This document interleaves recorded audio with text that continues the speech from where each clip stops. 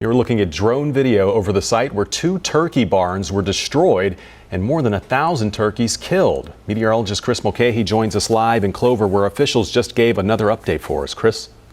Yeah, this is incredible damage, and it happened in such a quick time span. So behind me is the bottom foundation of this building, but check out how big the first turkey barn was. This is the foundation. The path width of this was about 70 yards. 70 yards that we saw damage from this tornado, but it started down here. It started out in this open field, first destroying that building just down the hill, and then it cruised up the hills right where I'm standing. This is where we had the most suction and contact to the ground. As soon as winds get inside a barn like this, it easily rips it up from the foundation, and these type of buildings and structures don't have the foundation that we have, say, at home. That lifted it up. You can still see the wall here twisting up around it, and then the boards, the roof panels, all being flown upwards. The second turkey barn was affected right here, but then if you look at that far barn, that red one, that's where the tornado started to lift up. And one sign that you see a tornado starting to lift up is the trees. So tree limbs were taken off as it lifted up over those trees off in the far distance. It dropped down one more time and lifted back up. The total path was 0.47 miles. It was only on the ground for 2 minutes, from 12:48 to 12:50. So that's how quickly the damage can happen. The new update that we had was that 1,200 turkey count. There's about 24,000 turkeys that were in both barns. 12,000 here, 12,000 there. Most of those have been brought up the road. Over 20,000 were saved. And if you still listen closely, you can still hear a lot of the baby turkeys that are in the rubble. They'll be brought to their safe place a little bit later on. But Brad, this is an example of a spin-up tornado. It doesn't take long. This is only on the ground for 2 minutes. 110-mile-per-hour winds can do this in just seconds. Hail is just an insurance claim waiting to happen, where every year across the United States, we average about 5,000 major hail events. Last year, we saw close to 4,600, and in 2019, saw roughly 5,400 events, where most of this happens right here in Hail Alley. Once a hailstone reaches up to 1 inch in diameter or quarter size, it'll start to cause damage to your car and even siding on a house. At this size, a severe thunderstorm warning will be triggered. Hail causes over $1 billion in crop damage every year, but it doesn't take a quarter to cause damage to crops or plants. A nickel and penny size can be a menace for leaves as well. So when we reference hail, we always compare it to everyday objects. When a hailstone is about baseball size or 2.75 inches, it can fall to the ground at 100 miles per hour. The world record hailstone fell in Vivian, South Dakota in 2010. That's roughly the size of a volleyball, measuring 8 inches in diameter. Here in the Carolinas, both North and South Carolina have the same record hail size at 4.5 inches in diameter. That's about the size of a CD. Really, the largest that we see around here is usually ping pong to golf ball size hail, and that's when it starts getting kind of impressive in this part of the area.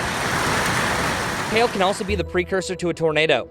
Listen to the sounds of hail hitting this TV station in the background before they have to seek shelter. As this storm bears down on the city of Wichita. You know, JD, in 20 years, I've never said this, but I think it's our time to go. So when a hailstorm is overhead, get inside and stay away from windows because hail can be blown sideways.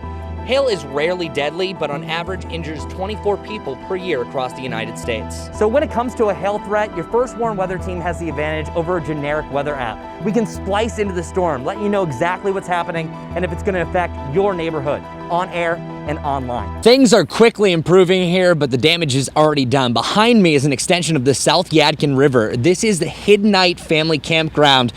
There were people actively camping here, and 30 people had to be rescued, over 30 people. And just look at that. You can see the waters all the way up to the top of that roof there. This house right down here, seeing water that was above the windows. Now, as I mentioned, things are getting better, but look at this car. At one point, the car was almost fully underwater, almost up to the roof, above the windshield. Things are coming down, but look at that slider, opened up. People were quickly having to get out of here. And the amount of debris that's been flowing down the river is astonishing. Off in the distance, you're seeing multiple campers that are caught up in the trees. There's sheds that have been floating down the river, just showing how powerful the South Yadkin River, at least the extension of it, is with all that rain that came down. Luckily, I don't have the umbrella up now. Luckily, as of right now, everyone is okay, but they're not done yet. Over 20 crews are still sending boats out every 20 minutes, searching to see and make sure everyone is okay. We are almost halfway done with winter, making it official on February 2nd, or better known as Groundhog Day. Punxsutawney Phil! Since 1887, the U.S. has been anxiously looking to Punxsutawney Phil to tell us his prognostication on what we can expect the rest of winter. But why do we do this? It's all based on superstition and a day called Candlemas Day. This is a celebration marking the midpoint of winter, but it was the Germans that had a unique spin on the holiday and brought it to Pennsylvania. So according to the folklore, if Candlemas be fair and bright, winter will have another flight. If Candlemas brings clouds and rain, winter won't come again. Simply put, if it's cloudy or there's inclement weather at the midpoint of winter, an animal will not cast a shadow, and by superstition, the second half of winter can only get better. But if it's sunny out, you will see an animal's shadow, and there will be 6 more weeks of winter, or a second winter. So it can only get worse from there, right? Looking at the Prognosticator's average success rate since 1887, he's only been right 39% of the time, and typically sees more winter coming than spring. During part 2 of winter in the Charlotte area, we see our average highs move from the lower 50s to the mid-60s by March 20th. This is great, but nearly 1/3 of our yearly snowfall typically falls during the month of February. And historically, it has snowed on March 2nd more than any day in Charlotte, snowing 16 times over the years. So going forward, get ready for a lot of up and down trends and low pressure systems swinging through the area. But let's hope, fingers crossed, that Mother Nature and the groundhog can both agree that spring really is right around the corner. Accumulating ice has been a major story to our west, but now it's the Carolinas' turn, where these roads and these sidewalks could be an icy mess come Thursday morning. Here's what you need to know to prepare. First, you should have plenty of gas. If you're out this evening, gas up the car. But just because you have the gas doesn't mean you should be driving tomorrow morning. Also, those tires should be full. Every 10 degrees we drop, we lose 1 to 2 PSI in your tires, and the lower tire pressure means less control on the road. Make sure your phone is charged or you have a backup charger, because a lot of us could lose power and you always want to keep a line of communication just in case of emergency. Also, a first aid kit and an emergency supply kit should be at the ready for all of Mother Nature's tricks. And know where a flashlight is. One quick tip. Make sure that your freezer and refrigerator are on their coldest settings. You want it to be as cold as possible in here in case the power goes out, but only open it if you absolutely have to. Check your carbon monoxide detectors. Make sure the backup batteries are good to go, and you should do the same for your smoke detectors. So again, don't drive if you don't have to, and watch for any low-hanging branches as the ice will be accumulating Thursday morning. Wishing you all stay safe. I'm meteorologist Chris Mulcahy with WCNC. Now let's talk tornadoes. Here in the Charlotte area in the Carolinas, we are no stranger to tornadoes. Just last February 6th, we had 6 reported. Where the 30-year average from 1985 to 2014 is 28 per year in North Carolina and 21 in South Carolina.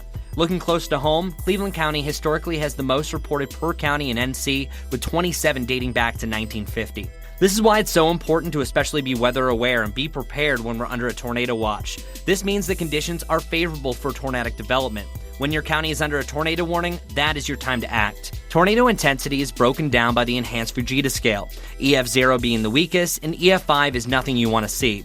The Carolinas as a whole have never seen an EF5.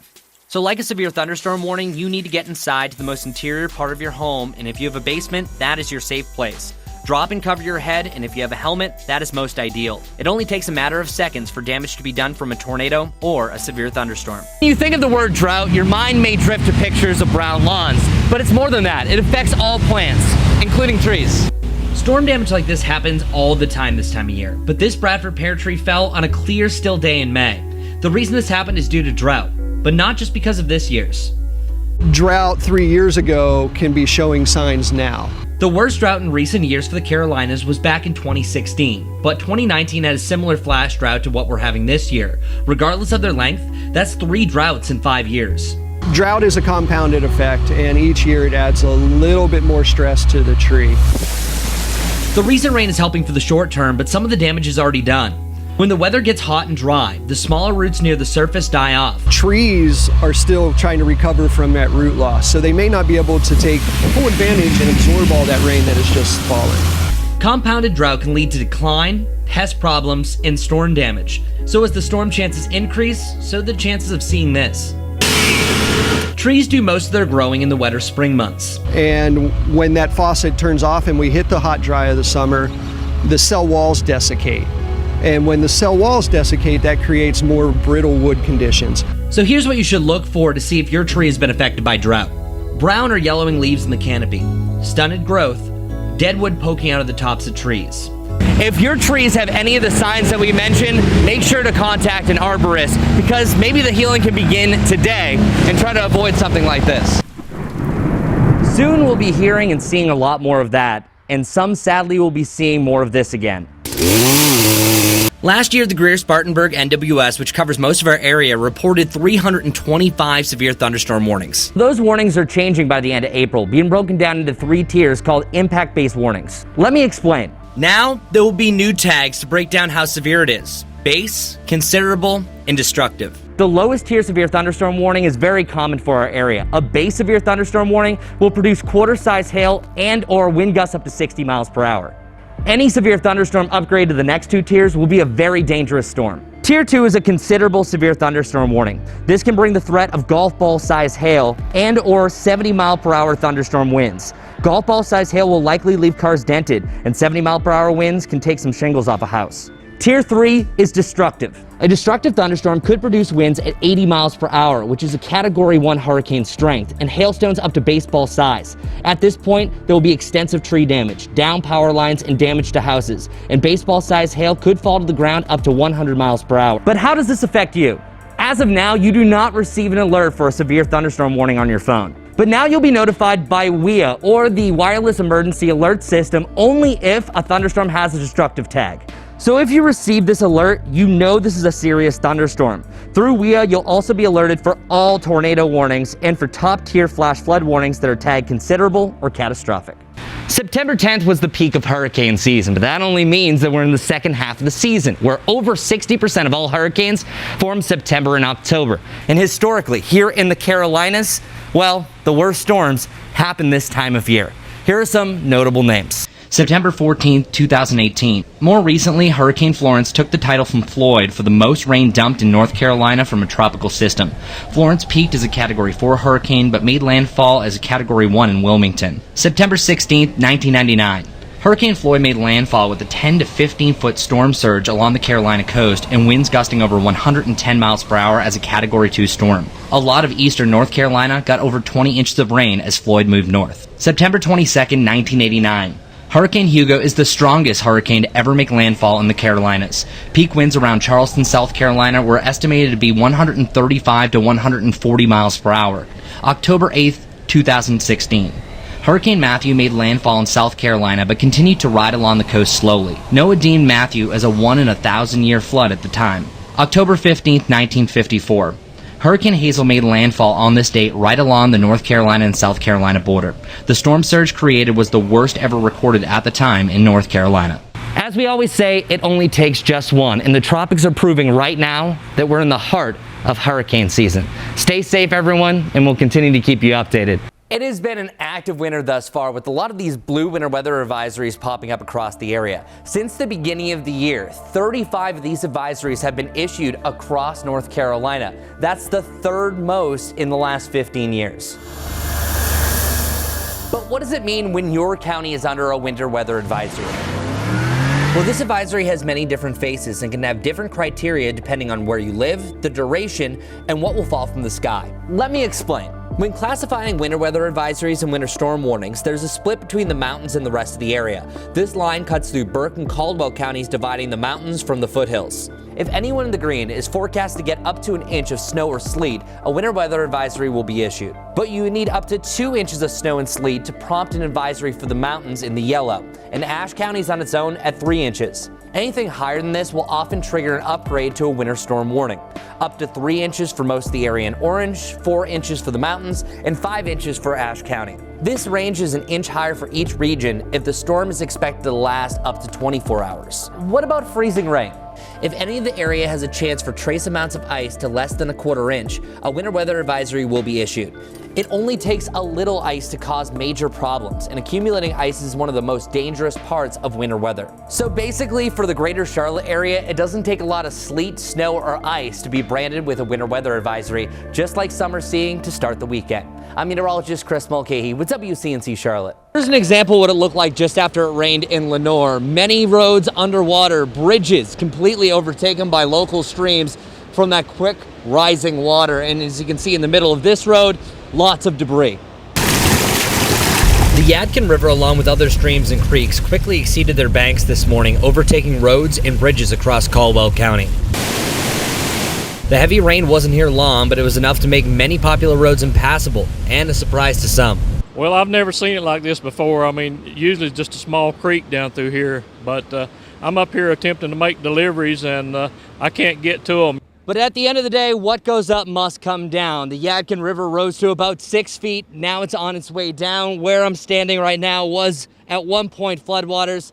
Now we just have to wait for the Yadkin River to go down and that bridge can be passable again. But of course we have to check the integrity of it. I'm meteorologist Chris Mulcahy, reporting from Lenore. Countless times you'll hear your first warm weather team say that there's a chance for isolated or scattered thunderstorms. But what does that really mean? Let's break it down. Terms like isolated, scattered, and widespread do not determine the intensity or duration of a particular rain shower or thunderstorm event, but refers to the coverage of that precipitation. When rain or storms are isolated, it'll look like this. 20% or less of the WCNC viewing area will have these smaller thunderstorms or rain showers. During this scenario, most of us will stay dry, but some of these isolated or pop-up storms, depending on the ingredients in place, could dump some quick heavy rain and even produce damaging winds and hail. When there's a 30 to 50% chance for rain, this range would be deemed scattered. For the lower end, around 30%, a term widely scattered can be used, meaning that most likely you'll avoid the storms, but the radar is not clear. Once there's a 40 to 50% chance for rain, a portion of your day is in jeopardy of getting wet. It's at this point I would suggest bringing an umbrella if you're going to be outside. Here's an example of what scattered storms can look like. Let's go one step further. A chance at 60% or above means that rain is likely. When any day in the 7-day forecast is 60% or above for the day, that is your cue that any outdoor plans could be dampened. The radar can also look like this on a widespread scenario. Yeah, not betting my barbecue on that. The higher the percentages from here, the more widespread rain and storms will be for the day. One more note, percentages tell you nothing about the timing. 100% could mean a wet start to the day, but a dry finish, or vice versa. So it's important to also know the rest of the story when making plans and not basing it just on the percent. So stay dry, everyone. I'm meteorologist Chris Mulcahy.